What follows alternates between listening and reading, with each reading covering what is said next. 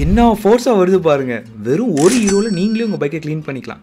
நேற்று பேட்மிண்டன் விளையாட போகலாமேன்னு போகும்போது தான் பார்க்குறேன், பைக்கை வாங்கின நாள்லேருந்து துடைக்கவே இல்லை, அழுக்காக இருக்குது. பைக் வாங்கினா மட்டும் போதாது, மெயின்டைனும் பண்ணணும்.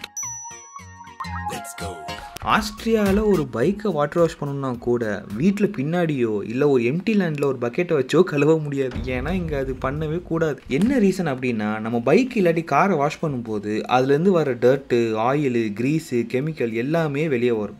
இந்த பொல்யூட்டன்ஸ் கிரவுண்ட் வாட்டரை பொல்யூட் பண்ணிடுன்றனால ஆஸ்ட்ரியா, ஜெர்மனி, பிரான்ஸ், சுவிஸ்னு பல நாடு இந்த மாதிரி EU வாட்டர் ஃப்ரேம் ஒர்க் டைரக்டிவ்ன்ற ஃபாலோ பண்ணுறாங்க. அதுபடி வாஷ் பண்ணணும்னா இந்த மாதிரி பெட்ரோல் ஸ்டேஷன் வந்து தான் பண்ணணும். ஏன்னா இங்கே ப்ராப்பர் ஆயில் செப்பரேட்டரு, ஃபில்ட்ரேஷன் சிஸ்டம்னு எல்லாத்தையும் வச்சுருப்பாங்க. இங்கே வந்த புதுசில் இந்த இன்ஃபோ கேட்டு ஆக்சுவலாக ஷாக் ஆகிட்டேன். என்னடா ஒரு காரை கழுவ கூட சுதந்திரம் இல்லையான்னு. ஆனால் இந்த மாதிரி பண்ணாதான் வாட்டரை நிறைய சேவ் பண்ணலாம். நான் பேட்மிண்டன் விளையாட போகிறேன். நீங்கள் மறக்காமல் சப்ஸ்கிரைப் பண்ணிடுங்க.